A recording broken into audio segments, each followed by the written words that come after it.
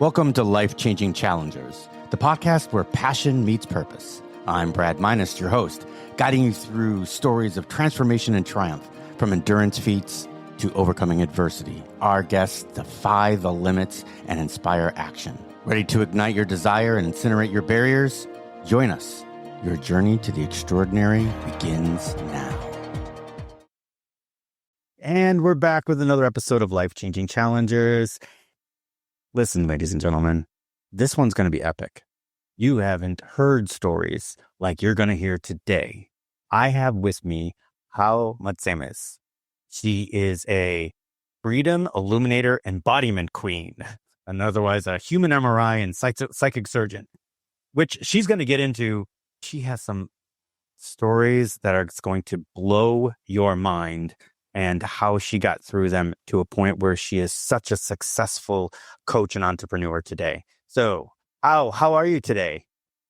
I'm blessed and grateful and thankful to be here. Thanks for having me.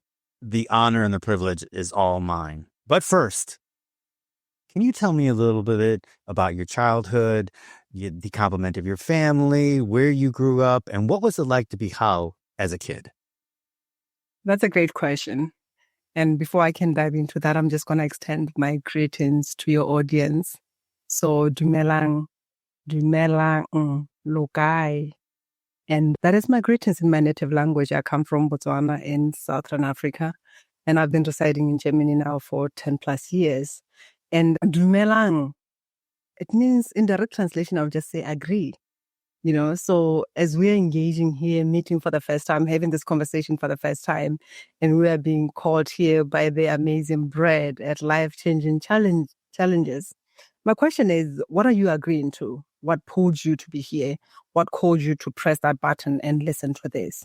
And even when you hear the words life-changing challenges, what does that tell you? What are the challenges that you may be dealing with? And what is it that you are learning from them, And lokai means, where are you? Is there something that you are refusing? Because the truth of it is, when you refuse the problem, you refuse the solution. So I invite you, since we are meeting for the first time, to connect to your body. And let go of what you know. I know there have been amazing experts here. You've heard a lot, you know a lot. But the truth of it, we do not transform our lives by the information. The magic is in being and diving into the wisdom. And for now, may we listen to the body. Let us allow the body to tell us something, and not us telling the body what to feel. That is, we're going to pay attention to the sensation. Maybe you hear something, emotions are coming through, and you're just going to acknowledge everything without even judging anything. So we're going to pull seats for all of our aspects of ourselves and invite them to be here. And I love the question that you asked me. How was it to be me as a child? And that means our children are also allowed here, since I'm diving into me as that inner child. Absolutely. And thank you for that. No one has ever done that. No one has ever been selfless enough to let us into the agreement and the fascination and the language of our bodies and our minds to get us ready to listen to you tell us about your childhood. So thank you for that. My pleasure. Yeah, so growing up, how? A place that way, I was just accepted as a queen and everybody loved me and all that. That was like my childhood. We always wish for that. But I would say I knew at the core of my being who I was since I was a child. I came through unapologetic, but coming from a very traditional family where this is how you have to be as a girl, this is how you have to dress up, this is how you have to talk, that part of me was not accepted. And the words that my mom used to say a lot, it became something that I had so many times that every time I had to question who I was you are not like any of my children. So that was like the dance between me and my mom. We fought to say, I can be me. No, you have to be like the rest of my children. Even the way I dressed up was questioned. The way I showed up was questioned. So being a rebellious child, because I feel I was rebelling against the norm, right? I was rebelling, wanting to be myself despite what is happening. I still remember one thing that actually just was outstanding was one moment when she said something and I stopped in my rebelling attitude and I said, I can't be like any of your children because I am Gao and I can only be me because my name is Gao. So I was just saying that from that child rebelling attitude. And for the first time, she stopped and she looked at me and laughed. And it was kind of like, I don't know what I'm going to do with this. I don't know whether she said child bastard or whatever, but I trust that she said something in her heart, but kind of like feeling speechless at the same time. But I went there through my life, living my life, thinking that I've won. I speak for myself and all that. But what I didn't realize is that this, why can't we just be like the rest of my children, was somehow the deciding factor in every decision that I was making. I wanted to belong. I wanted to be accepted. So I would say that was the wound that somehow I created my life from, despite thinking that, yeah, my rebellion child won, but there was the part of me that wanted to be accepted. Was that the way that she wanted you to be? Was that more familial, meaning that it was a tradition for your family, or was it societal? I would say both. It was more like just cultural thing. This is, as a girl, mostly it's more like even how you have to dress. You have to wear skirts, dresses. As a child, even when you're spoken to, you don't have to speak. Things like that. And it doesn't mean it's just like, and it's quite interesting because I would say globally we experience this thing where the child is not seen, is not heard, right? Or is seen but not heard. So it was like one of those things. But a part of me, if I know what I know, somebody say what I'm saying, I would just be like, yeah, and saying what I'm saying, which was my truth, despite them not willing to embrace that. And I challenged a lot of stuff. I still remember even when my dad died when I was 14, and I was crying, and my mom's sister was like, "Oh, don't cry." I mean, that was a way of comforting me. Don't cry. Your father was sick for some time. So my 14-year-old aspect looked at her and said, "So what? If he was sick for some time, now I can't cry." So it's kind of like, why can't you just allow me to feel the pain that I'm feeling? And I still remember, even because the tradition back home, when somebody dies, clothes and everything is kept for at least a year, and then afterwards it's distributed. So I still remember when the things were distributed, we had to cut our hair when somebody dies. And then when after this year, when things are distributed, we cut our hair again. Like that's the tradition. So I cut my hair the first time. And after a year, I was like, I'm not cutting my hair. So the elders challenged me. You were crying that your father died, and now you are not willing to honor him. And I was like, what surprises me is you claim to be Christians, but there is something I think in the Bible about not cutting your hair for the dead or something like. I don't remember, but I was just like challenging that, and I'm like, it doesn't mean that if I choose not to cut my hair, I'm not grieving, but I choose not to do it because I don't even see the reason of doing it. So my question, even in that rebellious thing, was like, is he going to wake up when I cut my hair? But for me, if it doesn't make sense, it doesn't make sense. I grew up in the Jewish religion, and when someone dies, you rip a piece of your garment, right? Mm-hmm. Now, after a year, you sew it back up. And I'm like, Oh. well, what does that represent? And basically, it's saying that, you're willing to walk around with this ripped garment in honor of the dead, that person. Yeah. So why not, when I sew it back up, do they not come back to life?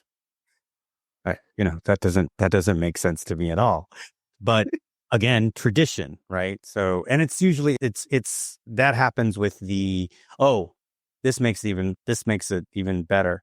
Now, in order to keep with that tradition, they give you like this pin with it's like a black ribbon. So it's like, it's a circle, and then it's got Uh-huh. it's got one piece that comes down, Uh-huh. and it's serrated so that when you're ready to, you rip it. So you just put it on the pin and you just rip it, and that will Okay. symbolize it. I'm like, why? What does that actually do? Now it's a pin. Now it's not even your, like, I can almost see it when it's your piece of clothing, Yeah. I could almost see that. And even then I was questioning it. But now they just give you a little pin. You just do this. And then when you're done, you throw a pin out. I'm like, that doesn't make any sense to me. Yeah, actually, with that, we also had like for men, they'll put mostly it was blue or I think black or green at times. It depend on whether the church that you're going through, the color that church was wearing. And for women, it was mostly there was like something that we had to put on your neck. Like you wear that, it's kind of like wool tied together and all that, and you put it on your neck. Mm.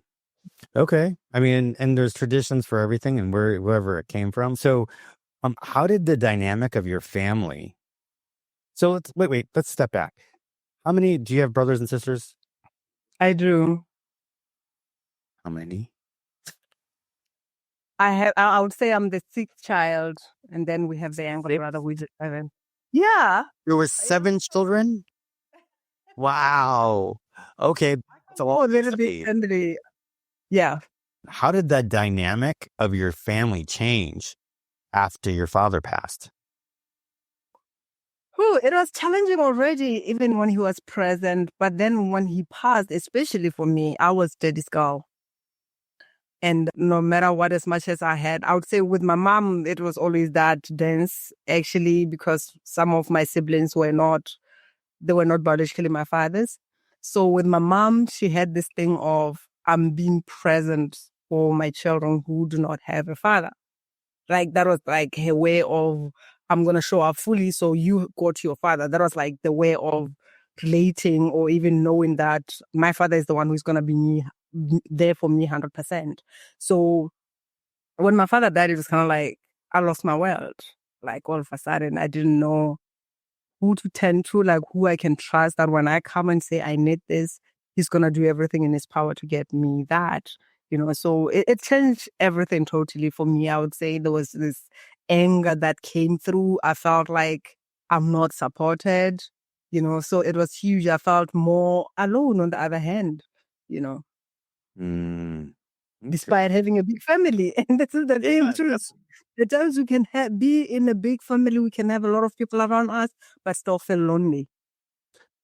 That's super interesting. And that answered my question completely. So 14, you were either starting, I don't know, what is it called in Botswana? Is it high school? In Botswana, I completed my primary school. I was going to a junior school. A junior school is kind of like something in the middle. And then there comes the high school. Yeah. So what were you like in high school? Were you the popular girl? Were you the jock? Were you the loner or something completely different? I don't even know what to call it, but it was like one of those girls. It's kind of like I was still different in the sense of this started at junior school where even the way I dress up, I would say every time I challenged the normal scenario. I still remember even when I was at junior school, I would say when I was like a year or two after my father died, the way I dressed up when I showed up, especially the way, because we were wearing uniform at school.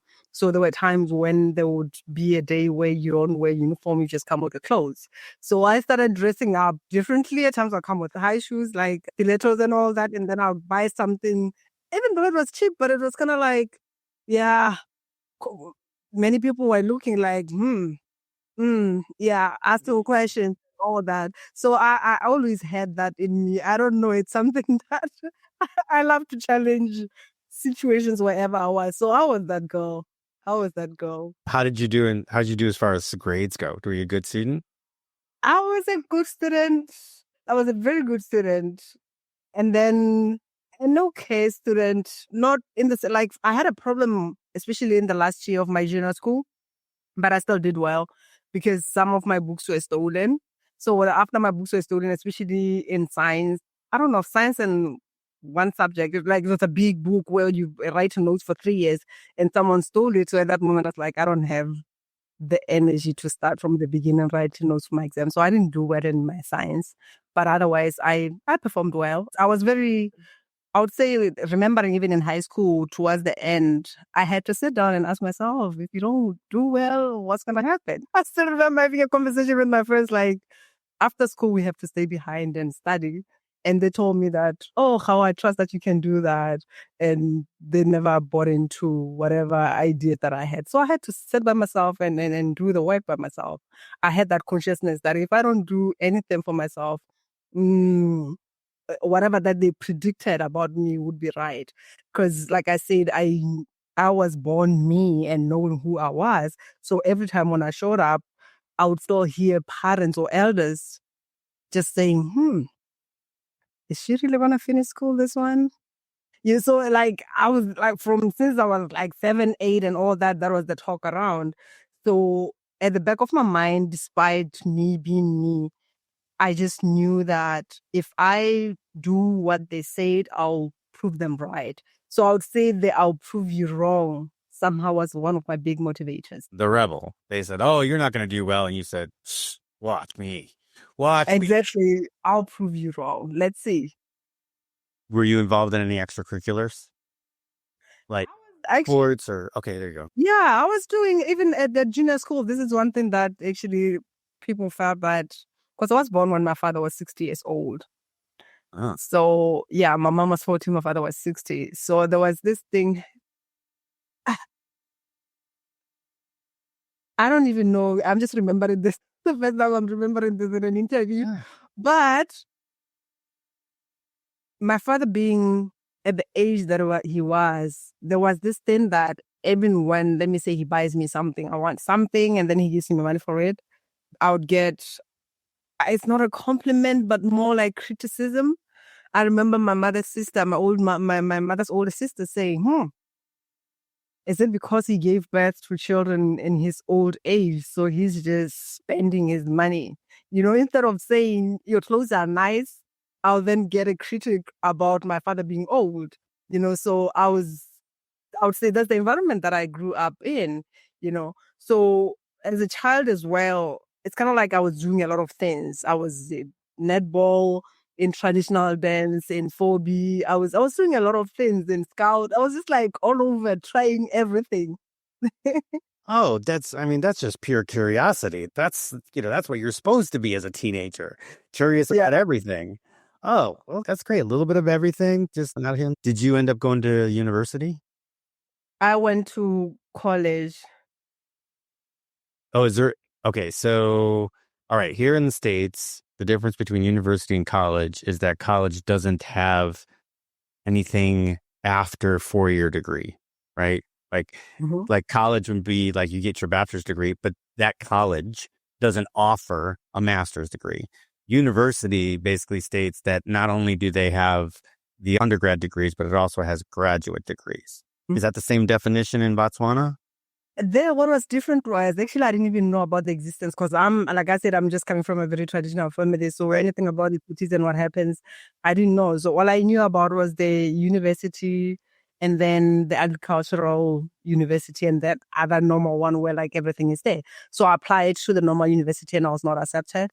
And then I visited one of my uncles who was living close to the city. That's when I learned that, oh, there is another college where it was more specific. It was called Accountancy College and it was offering accounting, strictly accounting, or IT. So there was like more specific focus on either IT or accounting. So that's where I was taken. On the other hand, I did a bit of accounting when I was in high school. So it was more easier to get a place there. So that's where I went. I would say the difference was just like it was sort of a new thing by then at the same time.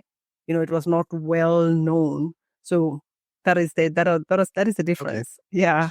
So here you have prereqs. You'd have to take a science and a humanities and a social sciences and a thing on top of your main classes. Did you just specifically take accounting classes? In Botswana Accountancy College, it was like strictly accounting, and then all the humanities and everything that was in the university. And then there was like strictly accounting. And when I look at like where I started, there is the Association of Accounting Technology. It's coming from the UK. Okay.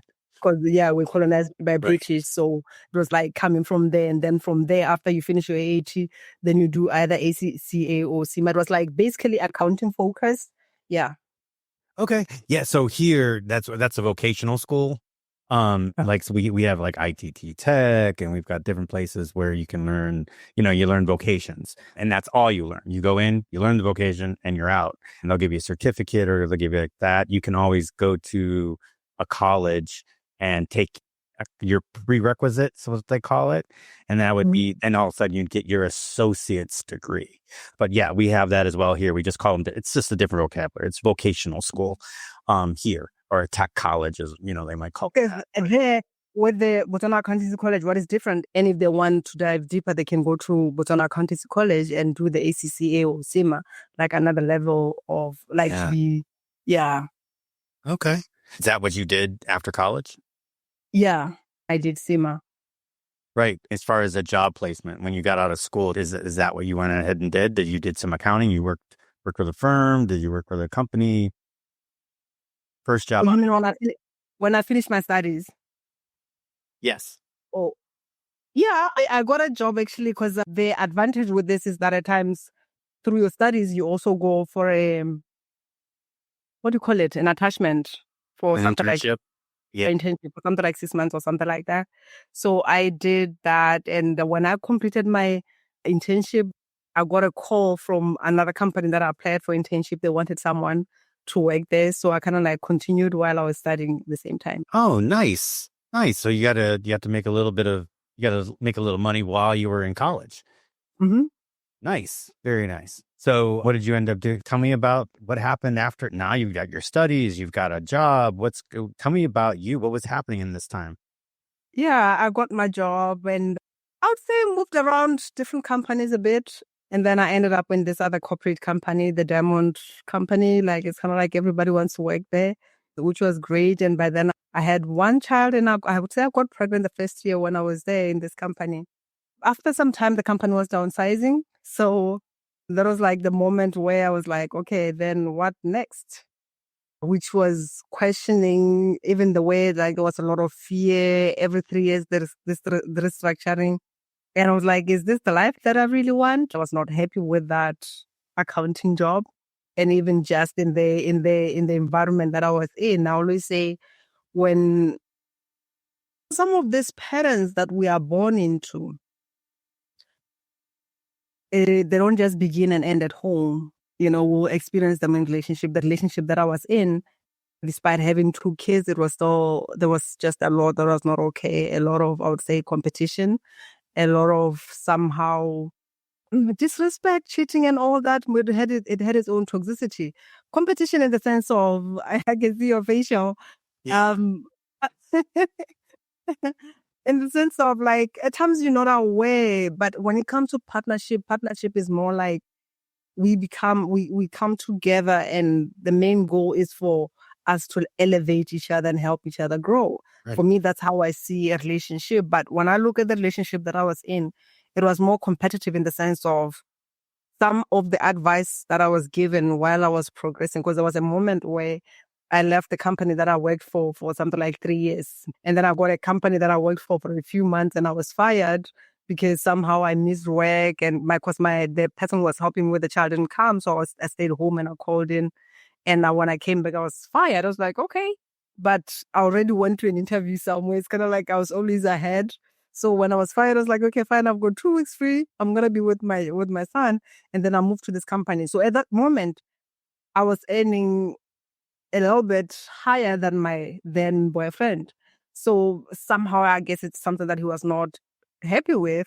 And then I got a job after some time where I was earning a little bit higher than him.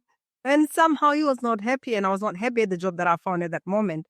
And in that, I worked there for a month, but I was just like, I made a fucked up mistake here. So I was just like, I need something. And thanks God, I was called to this corporate company, and it was paying me double what I was earning in that particular company. So that means now my salary is like 4 times higher than my boyfriend. So he was like, don't go to that company. Don't go. And it's not like, it's kind of like your repetition and all that. You're moving from one company to the other. I'm like, this is once in a lifetime opportunity. And he was kind of like sick in a way. He even left his job without even serving notice and moved out of the country, moved to South Africa. Yeah, I mean, that was one of the times that somehow it's kind of like I gotta get something that is at least higher or at least at par with you. So it was not, I would say it was not really that supportive and or that it was more competitive, you know. Oh, so yeah, my question is, okay, so let's talk about society where you were at this point. As far as the men that you were dating that wanted to be, were more competitive, or was it just one man? Was it just one guy, or was it, there was a couple of guys that were feeling this competition with you? That's a good question, but I would say this is like one relationship that was more longer and like where we even at some point got to stay together where I was like more aware of this pattern. Otherwise, other times I didn't care. I was just like in my not caring attitude and doing what I'm doing. Okay, so back to my question as far as society goes, in the environment that you were in, was it embarrassing for a man to have a wife, girlfriend, whatever, that was making more money than him? Yeah, looking at the man's ego and the whole belief that man is a provider, I would say, yeah. I still remember in one company that I was working for, there was one lady who was a boss, and somehow he was married to somebody who was not a boss somewhere. And still people would talk about that relationship, and I'll be like, but what matters is like the whatever that they have working on, they're happy and they love each other. That's what matters. But I would say culturally, societally, yeah. So that should tell you a lot that indeed there is this thing of like proper definition of roles and then who has to have more and all that. That was a roundabout way of what I was trying to get you to say. So you did exactly Yeah. what I was asking for. Crazy in the sense of Yes. even when it comes to when I'm saying roles, even when it comes to like family. I mean, we are in 2024, but I still know quite a lot of men who believe that, oh, I can't do that. You know, let's just say even when maybe your in-laws visit and let's assume you and me are married and they come and they see you either changing a child's nappy or cooking, is kind of like, what the heck happened with my child? What did this woman do to my child? Like it will be that kind of thing, like, oh shit, something has happened. She did something to him, or he's not a man enough. And sometimes people measure masculinity based on this, I would say, the toxic or wounded masculine of I can't do that. I still remember my siblings were older when I was growing up. So when my father was there and my mother, because my parents were they were more they were never around. So they were more in the farm, or my father was at the cattle post. So I was living with my older sisters because their children were also more my age, right? So when my father was around, even if I wanted to be with him, but I couldn't be with him because he was not able to take care of me as a child.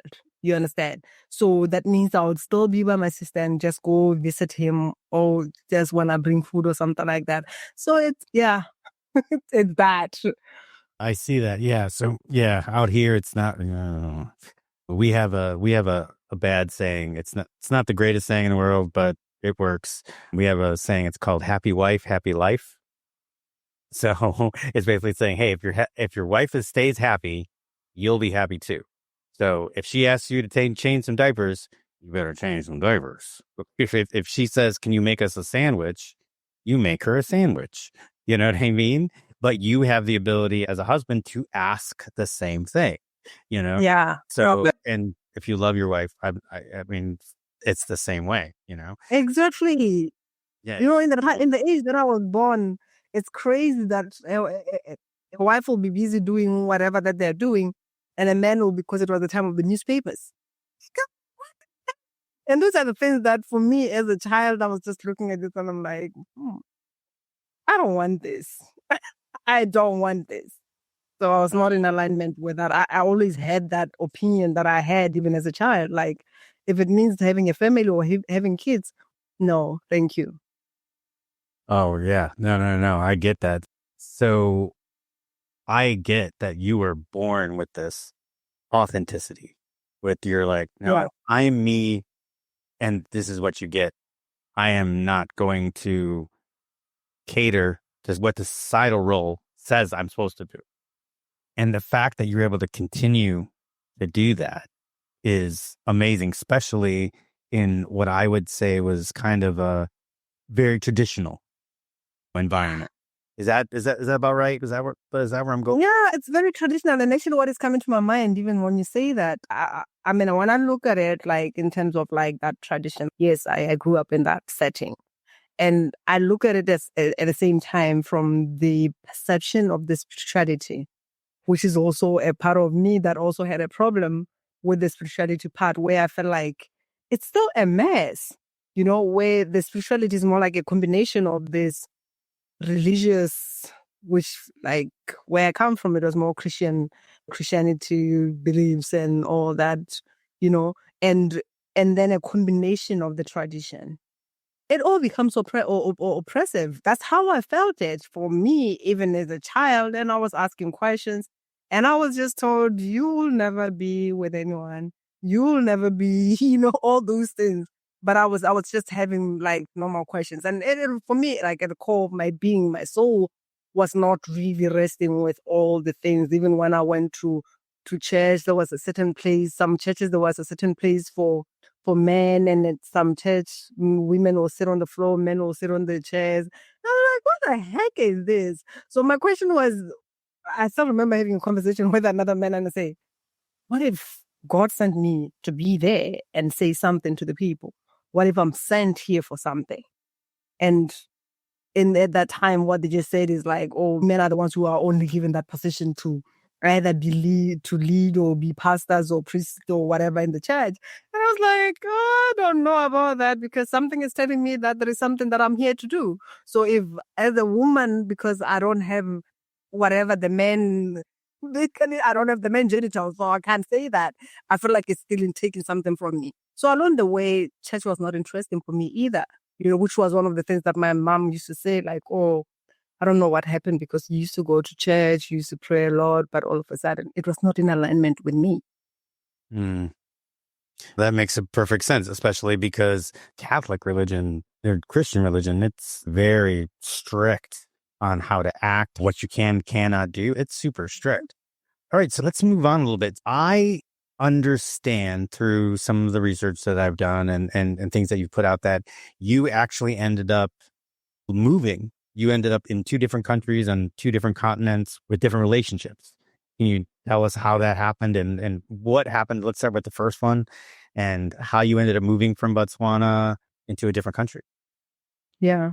I was working for this amazing corporate company where I was earning lots of money. One of the things, being a prideful, independent woman that I did everything by myself. When the father of my children was not willing to take part, I was like, okay, I can do this, and I don't give an F, and I continue doing that.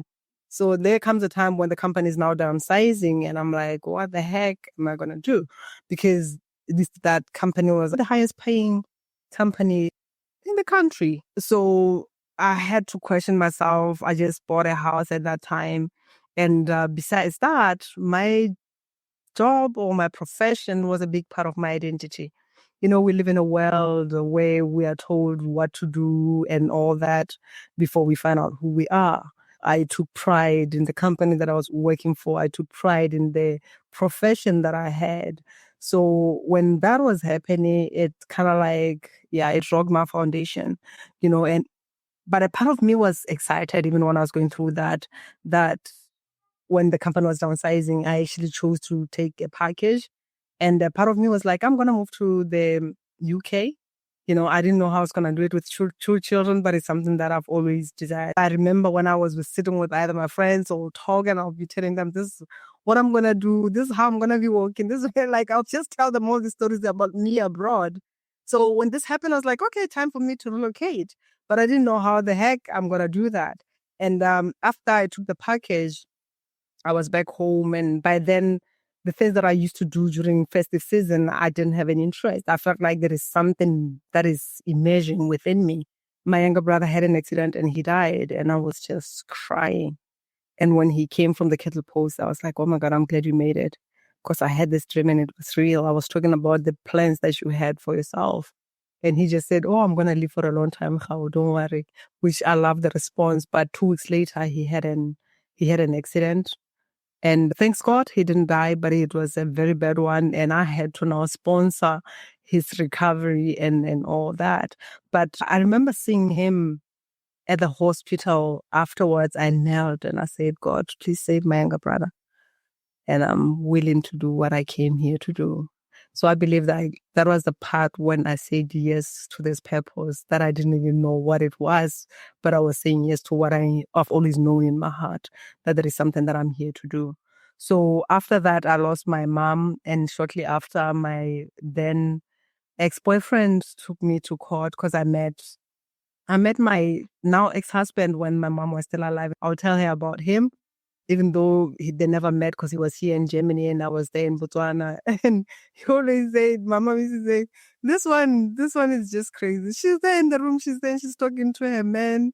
And it's kind of like, I don't know what to say in English, but in Setswana, he'll say, "Ubua le thokolo," is like, more like she's talking to either an alien or a ghost or something like that. Because she was not familiar with this whole Zoom thing and all this kind of like, what kind of man is this? She's talking like this one is crazy because they've always, that's how like they refer to me, like the crazy one. I always did things that were not normal. But then, yeah, then she passed and my ex-boyfriend went, I believe someone, because they will always have someone close who knows what they know and they'll be the first to leak the information outside. They say that the water from the ocean cannot sink the ship unless there is something in the ship that so uh, yes. So somehow somebody told him something, and before I knew it, and that was like the first time when I moved, I was actually in Munich. I just came to see how it is in Germany, and then I was called by my sister like, "Hey, there are papers here. Your ex-boyfriend filed, and he wants the kids and stuff like that." So yeah, but even then, my head was high. I was like, okay, there is evidence, everything is there. I took care of the kids by myself and he was not present because along the way, some things happen for a reason, despite being a prideful, independent woman that I was. I remember a friend of mine saying how you need to report this guy for maintenance.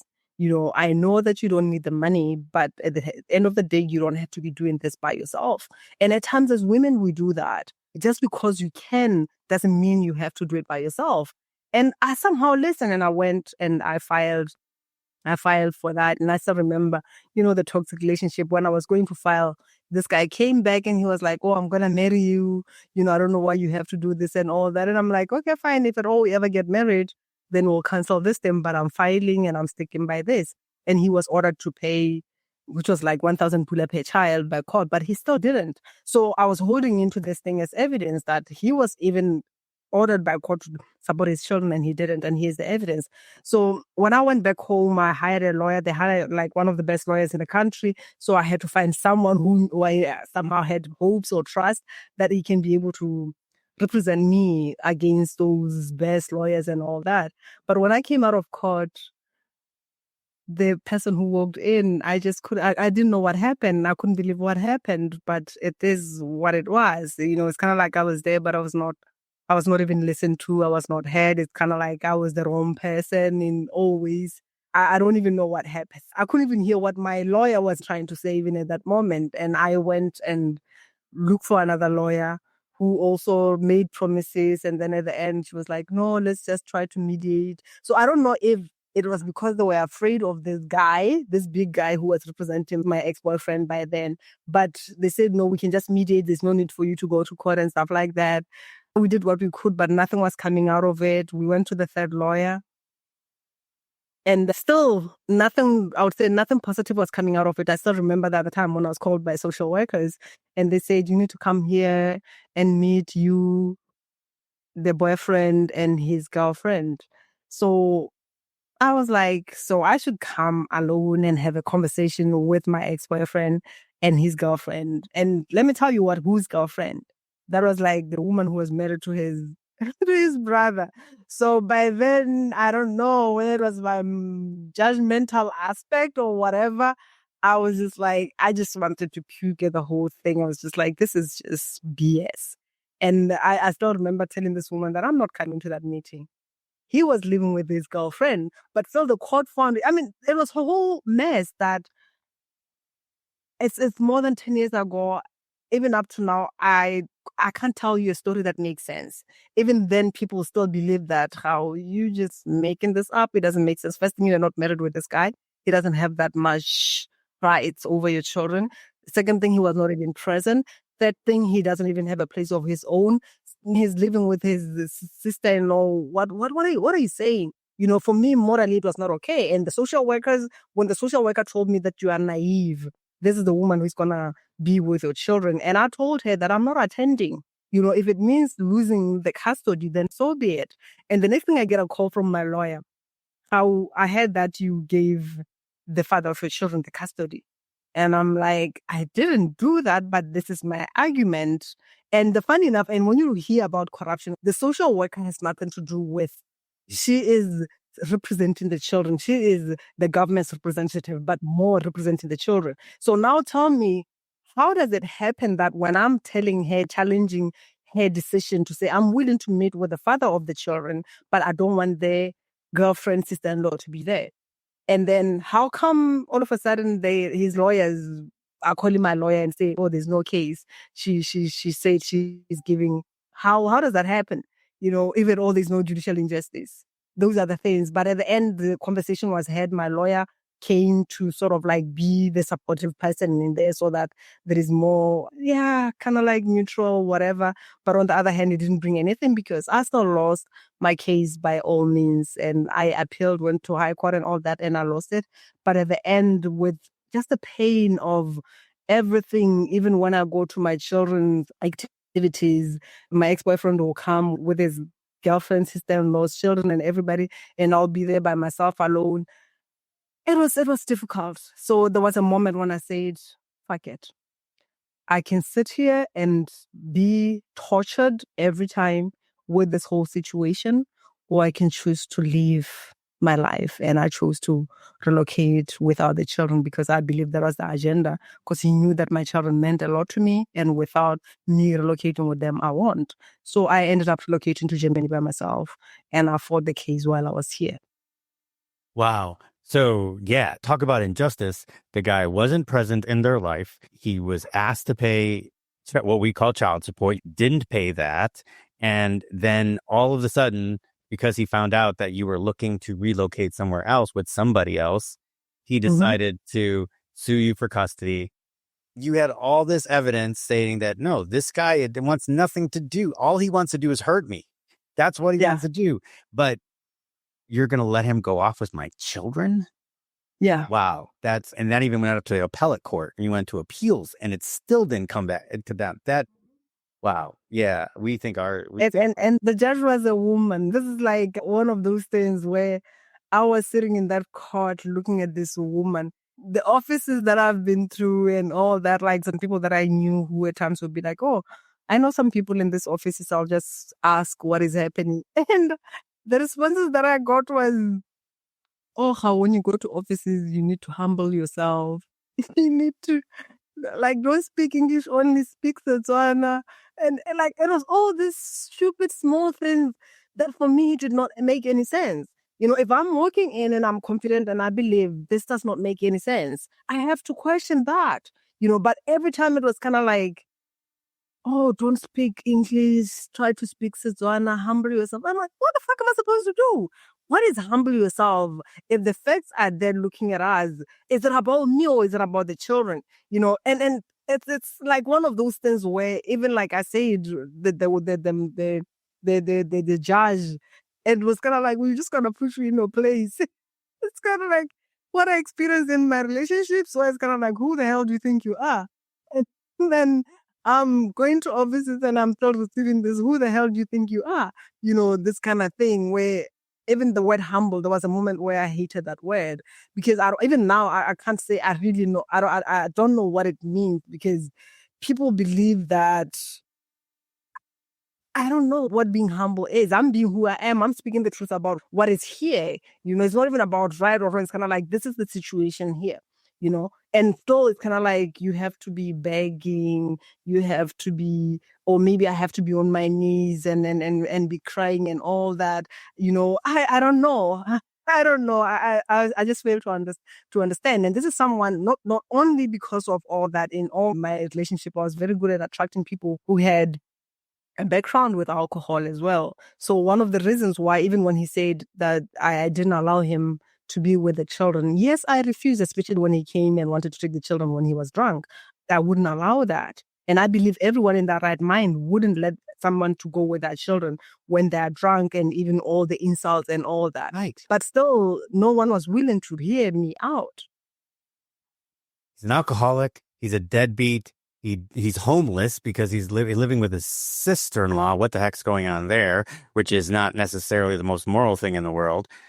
Yet you provided a stable household. You were making a good amount of money, enough to take care of them with or without his maintenance payment.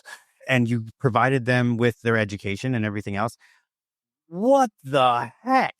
Who could not see this? This is like straight out.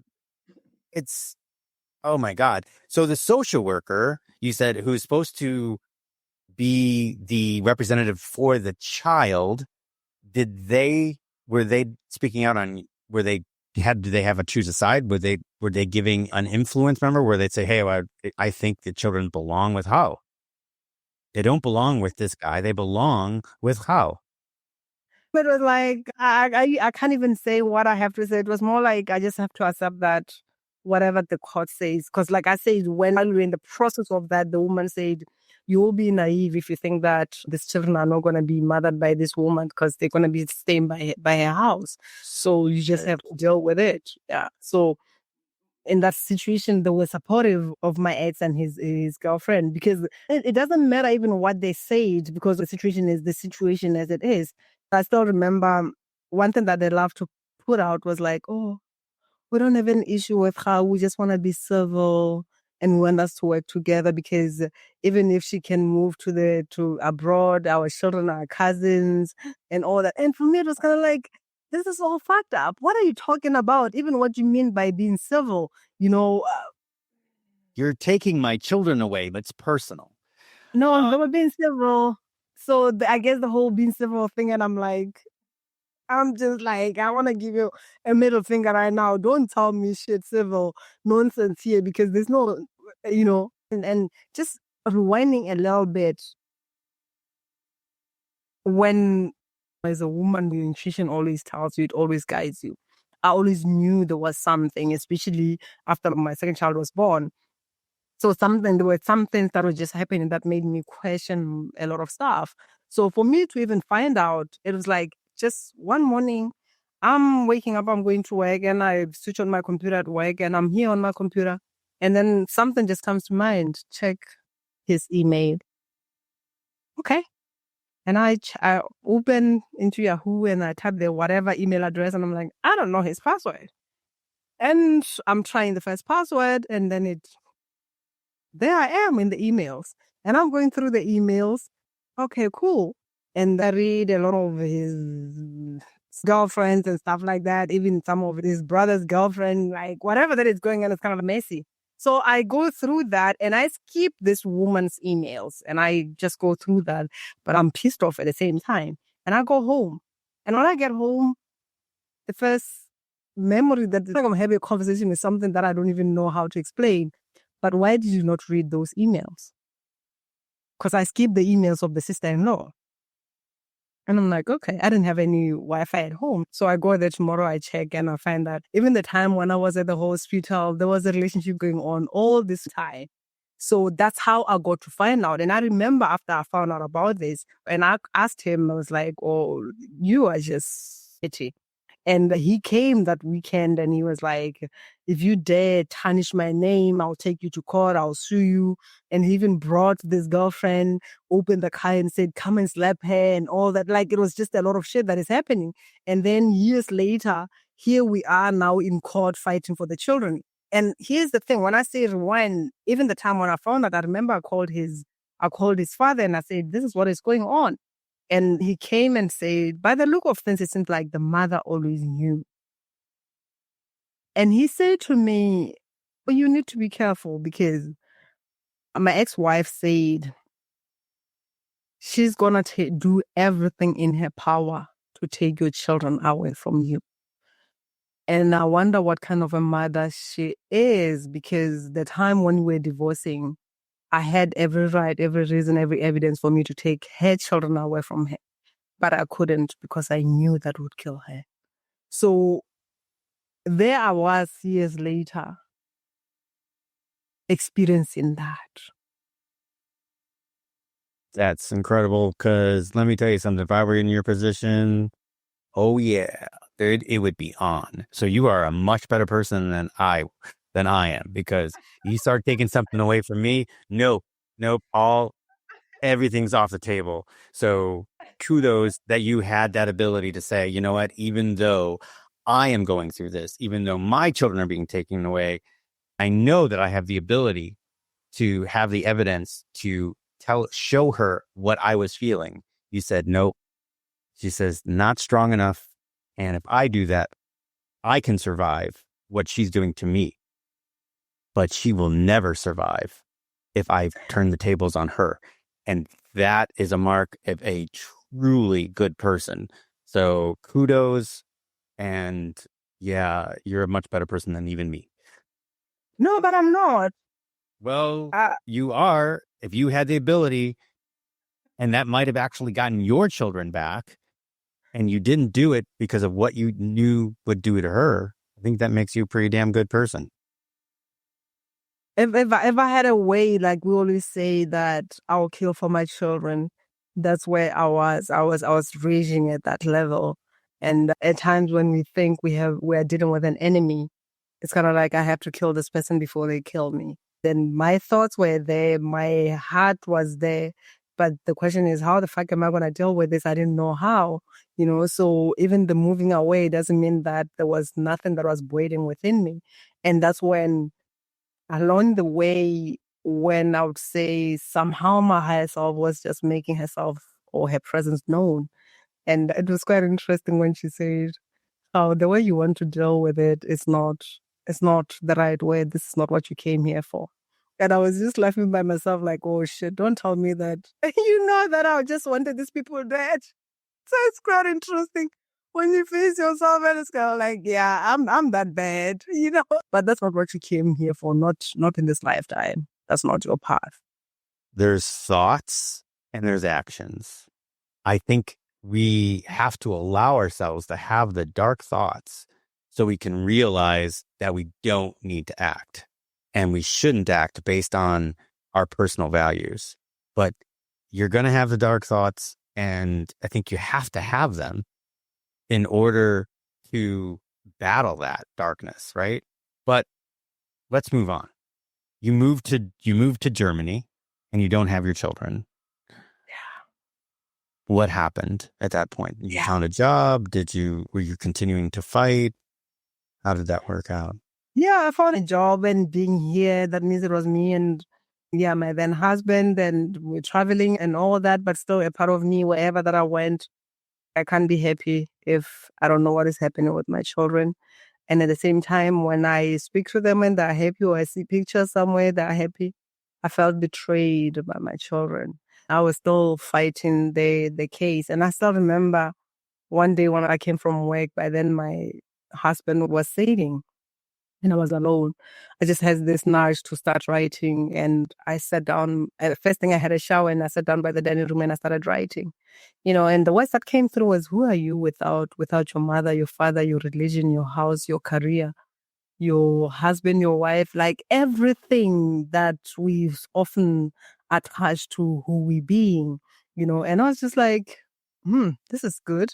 But at the same time, I would say there was a part of my ego that was not like thinking or connecting to that message. When it said, who are you without your children?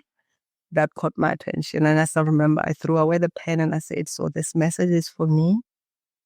So I started questioning, but who am I? I don't know who I was. I just cried, because I was so wrapped up into the whole thing of, I have to fight for my children.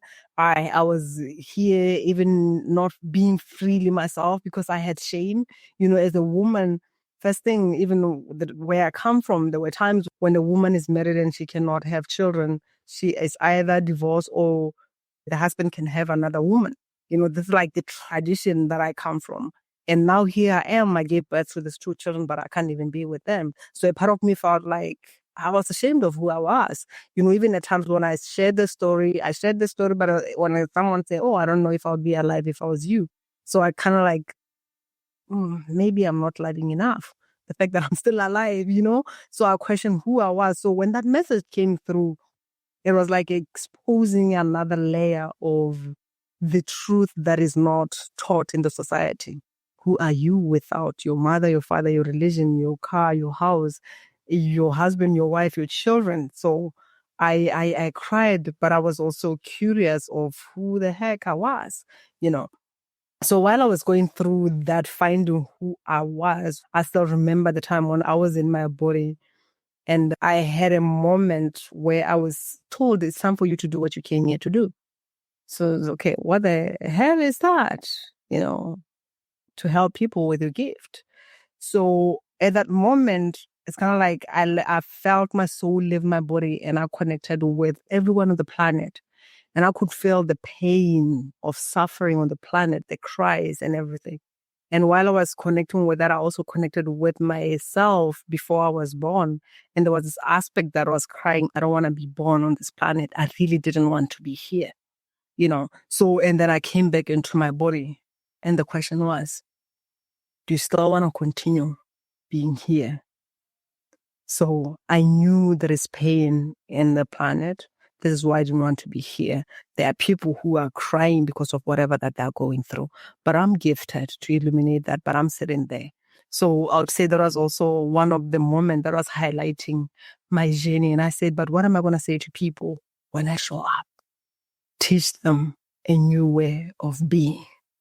That was the response that I got. So as if that's not enough, I still remember one day I was at work and I received a call. This was like the first time that this guy called me while I was here.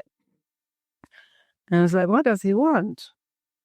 And then I answered and he said, you may need to sit down for this one. I sat down and he said, Fiona had an accident. She was bitten by Rottweilers and some muscles or veins that have been teared by these dogs. So I don't know if she'll ever walk. This is one of your children. Yeah. Oh my God. That moment, my gratitude all these years was, I'm glad that my children are fine. I've never been called because one of them is sick or anything. And that moment, it was kind of like one thing that I held into is gone. And I felt every fighting power in me, every I am strong, dissolve. And I hated to be strong in that moment.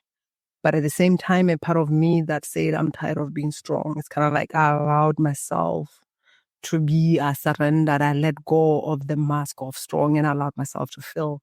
This is why I'm a big fan of the power of vulnerability and authenticity.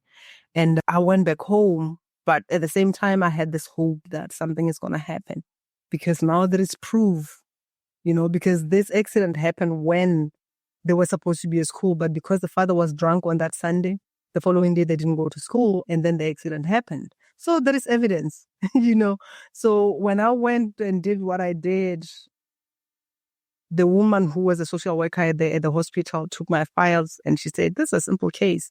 Let me see what I can do. She brought back the file and said, if you were meant to get help, you would have gotten the help. But what you're dealing with, it's a spiritual thing. And she handed me back the files.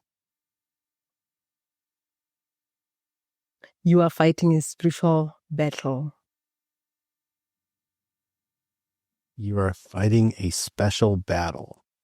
It's not something physical. It's something that may need me to deal with it energetically, spiritually, whatever. And funny enough, even one of the offices that I went through, when you look at it, when something like are not meant to happen the way you desire, I went into this other office that was like helping with cases like this. And when I went there, the office that I was assigned to, when I opened that door to get the help, the person who was on the other side of that table was my ex-cousin. And I said, yeah, conflict of interest, you can't help me. But on the other hand, it's a losing battle, because not long after I received a call from him saying that I heard that you're in this offices, that all the stories. But after all, I ended up coming back home, and then I was still trying to find a way. How can I get help with this? But the voice that came through was, "You're not gonna win. The odds are against you. So what am I supposed to do? Do the inner work. You need to forgive everyone involved in this case."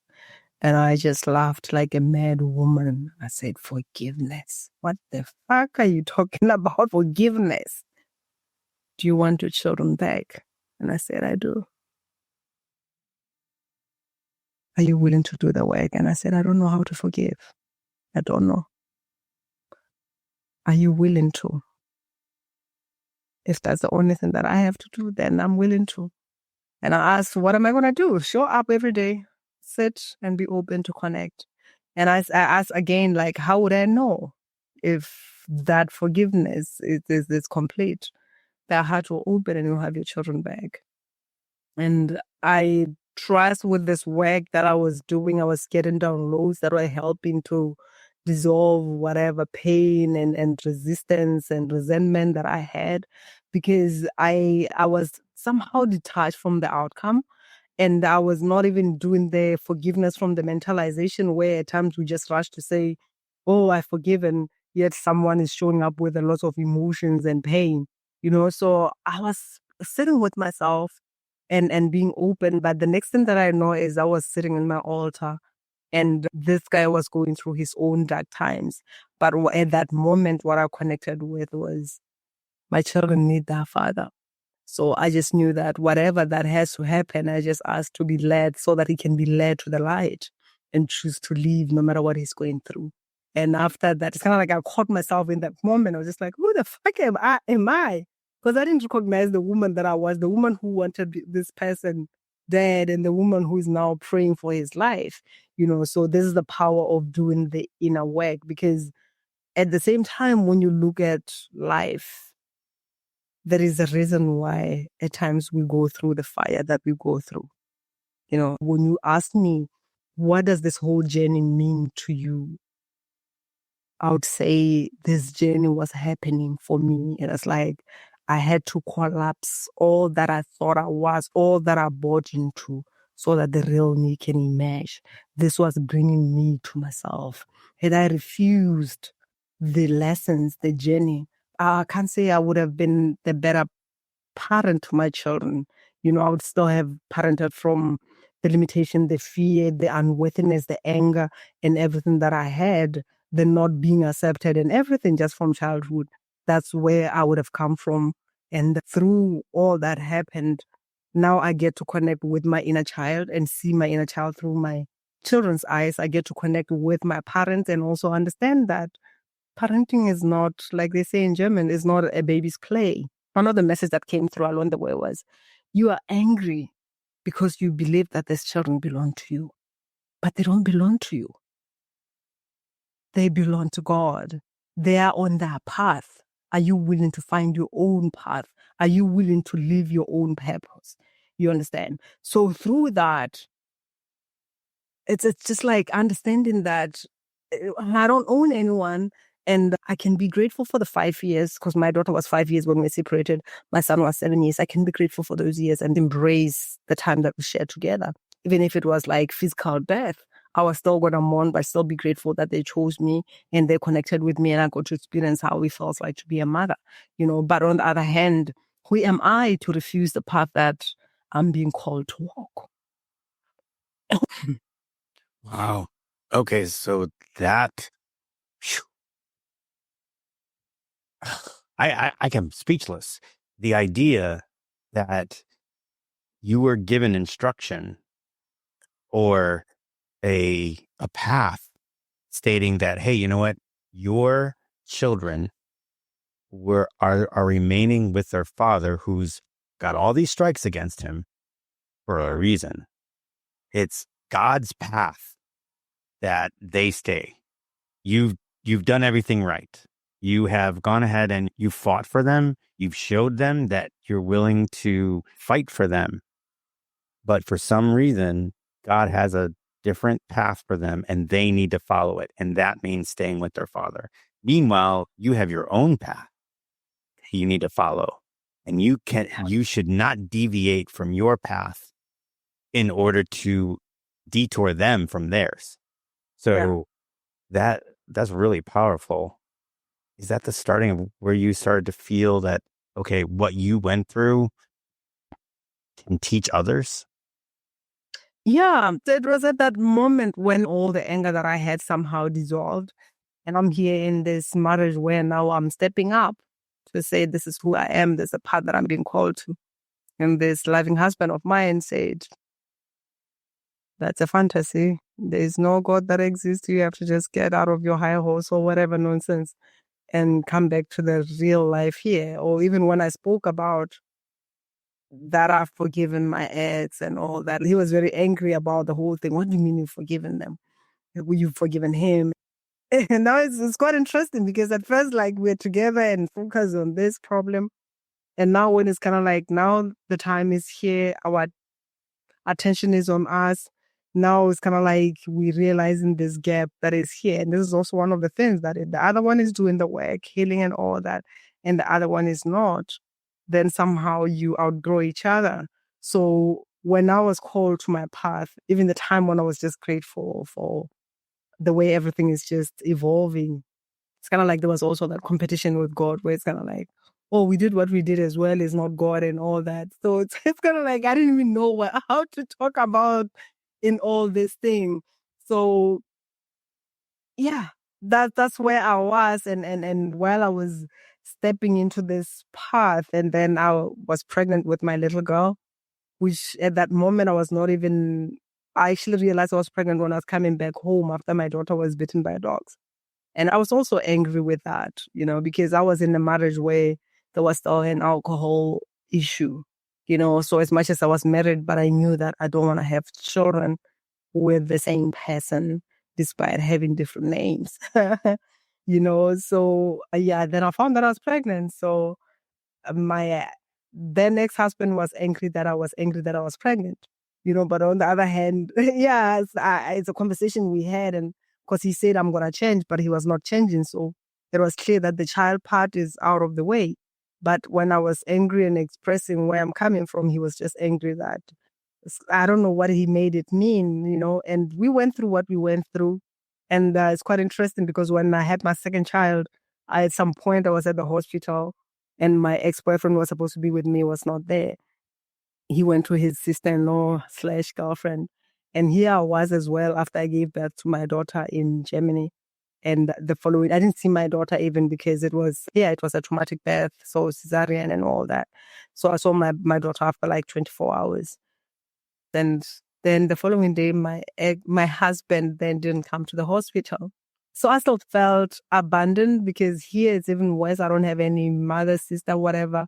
Like the only person that I had was my husband. And here he was not present.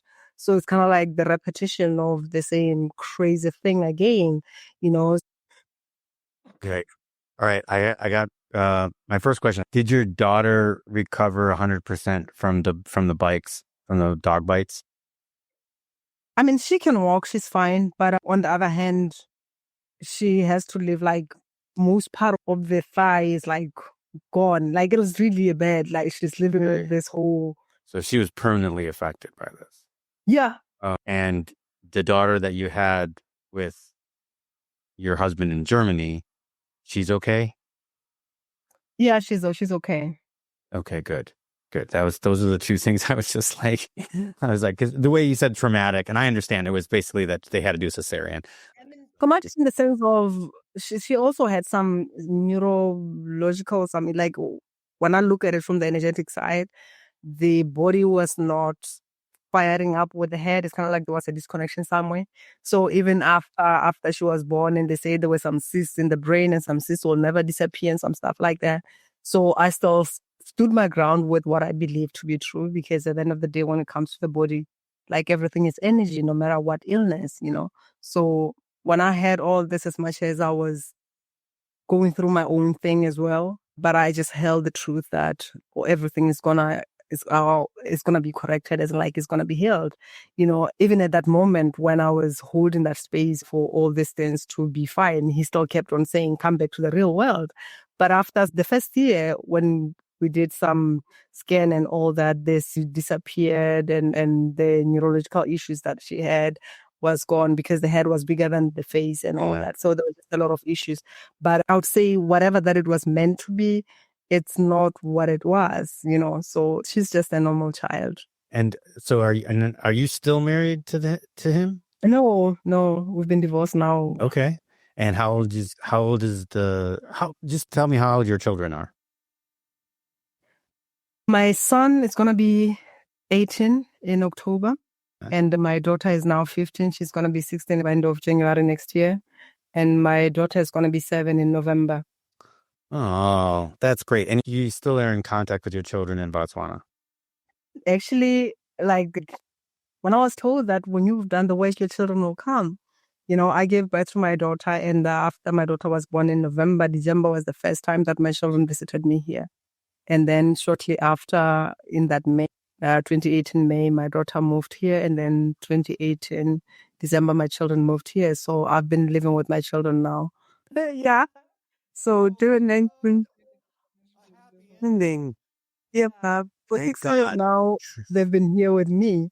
And the interesting part is, as soon as they came, another issue started, with my ex-husband, the divorce, and then he went his own way and did exactly what my ex-boyfriend did, being white and being in a white land. So he used his white privilege to do whatever that he does and separate me with my daughter. So it's kind of like, okay, so this is what it is, so it's one of those things. So I'm on this journey with my little daughter as well, to see where that is going to end up. I always say this, that the universe is quite interesting, because after being separated with my husband, and at the moment where part of me was kind of like, I was angry on the other hand with his alcoholism. I felt like if this could change, maybe things would be better. And I remember I was in a meditation, and the question that came through was, what part of him has a problem with his drinking? And I was like, what kind of question is that? But at that moment, I had this download. It's kind of like, I didn't have a problem with this man. I had a problem with my father. So a part of me that attracted these people was a part of me that was looking for its father. So it was kind of like I was attracting what I was. On the other hand, that's the love that I knew. When I said I am a daddy's girl, the love that I knew was the emotional, unavailable, alcoholic father. And that's what I attracted in my relationship. This is why I was in Botswana, completely different continent, and I attracted the same behavior. And I was here and I attracted the same behavior here in Germany, and experiencing the same kind of challenges and all that. So it's some of the things that I had to heal and integrate my inner child and let go of all, because it's not about what we know consciously, it's the unconscious aspects. I always say the unconscious always win. As much as we may think we know, we want what we want. But sometimes when things are not working out, no matter what you're doing, you get to go back to the roots. Like, what is it that I know? And even when I'm saying I want love, what is that experienced as love? Do you know about the Oedipus and the Electra complex? Yeah. Yeah. So, it came from Oedipus. Oedipus, killed his father and married his mother. The Electra was opposite. Kill your mother so you can marry your father. You know what I mean? Basically stating that you're always looking for someone that was like your father. And it's a subconscious thing. But you were able to figure that out and break that pattern. Yeah. That's good. So when did you start your programs and your coaching? Because it's obvious stuff that you've learned going through all this adversity. Yeah, I've been doing this work for 7 years now. I would say one of the reasons why it got so hot in my marriage is because I was not willing to turn my back on myself, despite what my ex-husband said, what he believed and not believed in what I do. I just told him that without this work, because I felt like the one thing that held me to still be here is basically my spiritual work. And without it, I wouldn't know who I was. And also seeing what I did, turning my things around, healing my children and all that, it was like, I want to speak at the top of my my lens and say that there is another way of being indeed. And it starts with us knowing who we are, embodying the power that is within us. It's not about, because the first thing when it comes to logic, some of the things when it comes to logic, it doesn't make sense. When you told me back then, when it comes to this whole case and you say, just save your money, do the work on yourself, I would have said you are crazy, and went and paid many different lawyers, thousands and thousands of money, but still didn't get anything out of it, and many people may be still doing the same thing where things are not working on, and the first thing is kind of like, I'm gonna go out there, whether it's you doing drugs, alcohol, or spending money on lawyers and all that. It doesn't bring anything. And when you look at it, even at the end of the day, whether even when I won, one thing that I always say is like, I'm still grateful that I didn't win as I somehow hoped, expected, wanted in the beginning, because I don't think I would have learned anything through it. First thing, I would have attached to who I was as in like the mother role. But on the other hand, through my journey, I got to learn that it's not about, it doesn't matter who you be. I still remember when I went to one of the therapists. I went to the therapist because my ex-husband went to the therapist and said, oh, my wife has a problem. She has PTSD and all that, so she needs some help. So when I went there, she's like, he told me like, we gotta go for marriage counseling. So I'm like, okay, cool. If you're willing to do something for this marriage, let's go. So when I got there, the therapist is like, so what is happening? I heard you have PTSD. I got angry again. Like, don't even tell me that he came through with this nonsense. I don't have PTSD. I'm flipping angry that somebody who should have been there for me at the time when I needed him most, he was not there. He didn't come to the hospital. Second thing, I come home. My daughter was at the hospital. I come home after a cesarean. I stay in 5th floor. There's no lift or anything.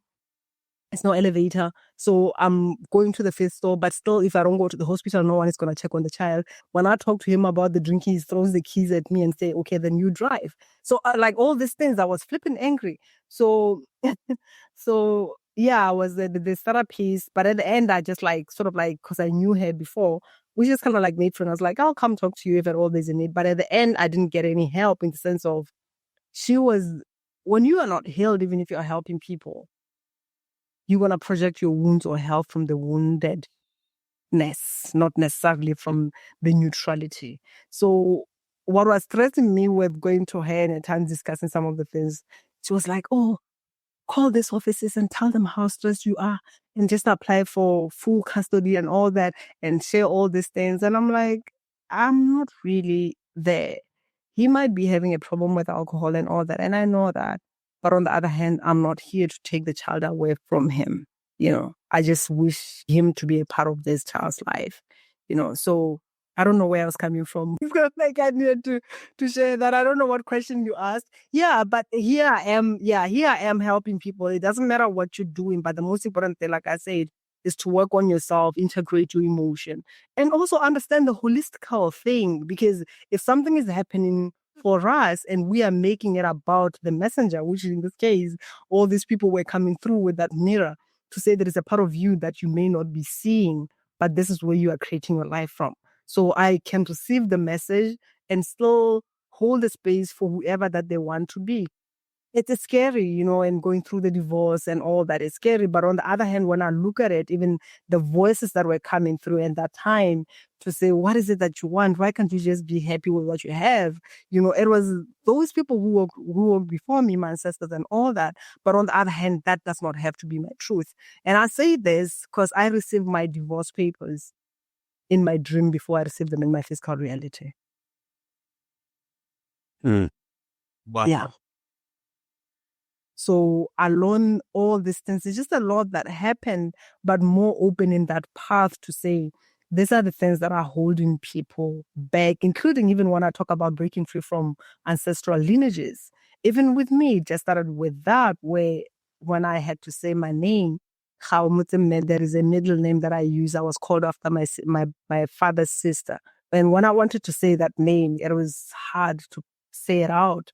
And another portal opened while I'm trying to say it. And I connected with the time when I was born, when I was called this name, how my father's family had this thing of uppity, kind of like that, better than whatever, from my mother's side, and kind of like, oh, this woman, and then this child is going to be called by our name. So these are the things, when you look at it, I can look at it between me and my mom and say I was not fully accepted as I was.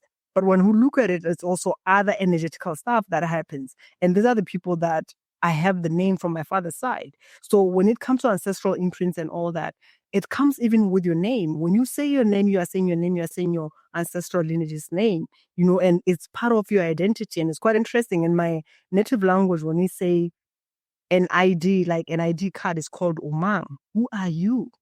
Right? So when we meet someone and like, who are you? Or give me the identity card, you identify with your name. And your name has many generational imprints that happen. So it's a big part of what I'm doing. And I believe that all this journey, as it was happening, it was part of the initiation of my work. Because when it comes to communication or even helping people, I can't hear what you're saying if my beliefs are in the upfront, like they're filtering whatever that you say or who you being. So when it comes to communication, the biggest thing is letting go of that judgment. That's when I can hear what you're saying. But if I'm coming in with whatever that I know, think is true and all that, then I'm not going to even hear what you're saying. Wow. That totally reminds me of an episode, I think it was episode 30. The guy's name was Aiden Gabor, and he grew up in a mob family, basically in a crime family. That's how he grew up. And I remember the question that I asked him. I was like, did you grow up knowing right from wrong, meaning morality and virality, or was your right from wrong determined by the family? So in other words, when the world says murder is wrong, if the family said, and if your right and wrong comes from the family, and the family says, if this person does this to the family, then you need to whack him, for lack of a better term. You need to murder him. And that's right. That is absolutely right. So for at that point in his life, that's what he was taught. That's what it was. There was no ifs, ands, buts about it. If something happened, you need to take care of the family first every single time. And you need to remain loyal. And if that means killing someone, then you're going to kill that person. Yeah. And that to them is absolutely right. When you're saying that you need to be free in order to coach, you need to be free of all your values and stuff and place yourself in their moralities and values and morals. Yeah. That's quite a lot, to be able to separate yourself.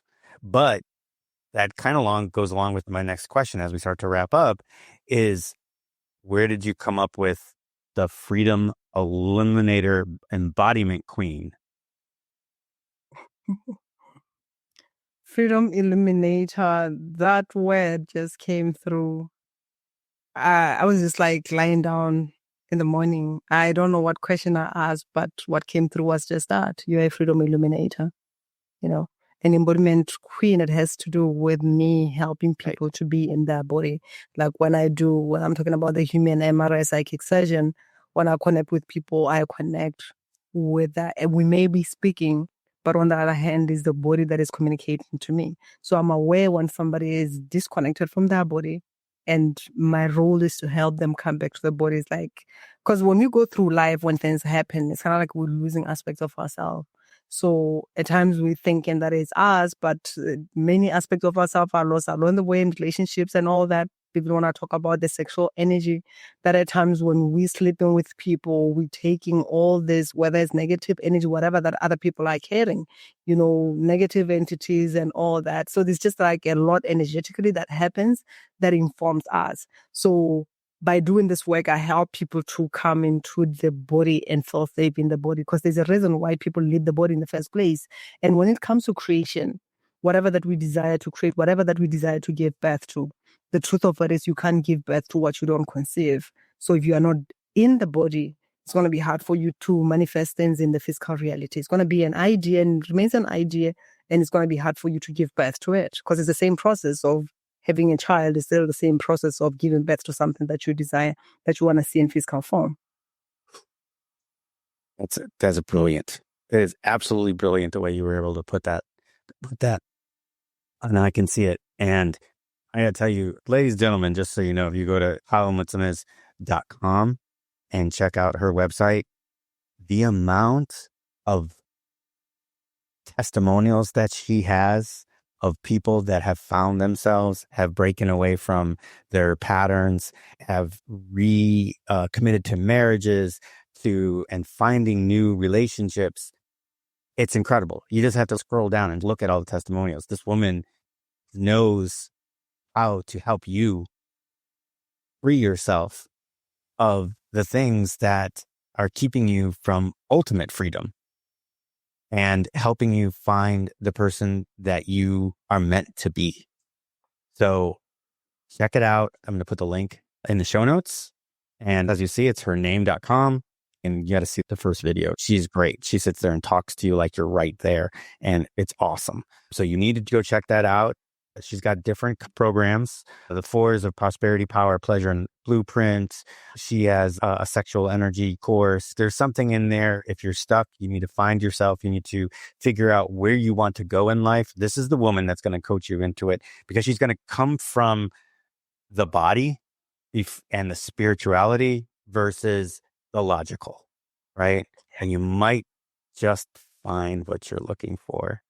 So last piece of advice you can give us, how? That's a good question. There is a lot of things that I can say. As I started, it's not about information, but transformation. If you've been going around collecting information, reading lots of books, I believe you know by now that cannot bring anything, because you can't heal what you don't see. You can't heal what you do not feel, So my advice is, things are not working out. So go to the website and book a call, and let's see what you need to do to align with yourself, because whatever that you need to create is start with who you are. You can't have what you, and what I just want to also say is, here's the thing. The level that you are not fully free is the level that you are not fully loving. And that is the level that you are not fully growing. And that is the level that you are not fully joyful. So when you look at every aspect of your life, where you are showing up as a fake and phony aspect of yourself that does not exist. Be yourself so that you can align with what you deserve and desire. Because sometimes you are looking for something and you feel like it's not coming through. It's not coming through because you are being who you are not. If you want wealth and you are busy being a version that was accepted by the family, by the society, by the culture, then you are creating from the templates that you inherited, that you are born into. But when you choose to be yourself, then you get to align with that relationship blueprint, that wealth blueprint, that emotional and mental blueprint, that spiritual blueprint. Because some of us, we're talking about beliefs and all that, and it's all not ours. So it starts with, are you really being yourself? Are you in alignment with your unique signature blueprint? Because there is a reason why you chose the personality that you chose. And I truly believe that we choose our personality in alignment with what our soul is here to experience. Otherwise, you won't be who you are. But along the way, we buy into the mask. Excellently said. And that is one of the top tenets that she has, is becoming unapologetically you. And I love that. And thank you so much for being with us. How I cannot tell you the amount of takeaways that you've given us. And those will be all shared in the show notes. Thank you again. I will have her socials. I will have her website in the show notes. So go in there, click that. And while you're there, if you like this episode, please go ahead and share it with someone who might like it and can use it. Secondly, if you're listening on Apple Podcast or Spotify, please go ahead and just leave us a quick review. I don't even care if it's good. If you leave us a bad review, you lift a review and I have feedback. So just tell us the truth. Be honest with yourself. If you liked it, great. If you didn't, tell us why. And we'll be able to make some adjustments if we need to. And if you're going to YouTube, then go ahead and share and subscribe and like and all the other good stuff. So thank you so much for being with us. And we will see you in the next one. Well, that wraps up another episode of Life-Changing Challengers. I'm your host, Brad Minus, saying thank you for joining us on this journey of transformation. If today's stories inspired you, please take a moment to review, share, and follow us on your favorite podcast platform. Your support helps us reach more listeners and create an even bigger impact. Remember, every challenge is a chance to grow. Until next time, keep pushing, keep challenging, and never stop pursuing your extraordinary.